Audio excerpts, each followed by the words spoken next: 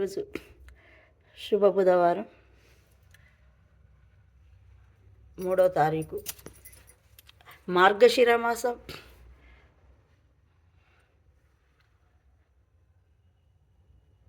ఈరోజు త్రయోదశితోటి ఈ చతుర్దశి సుత.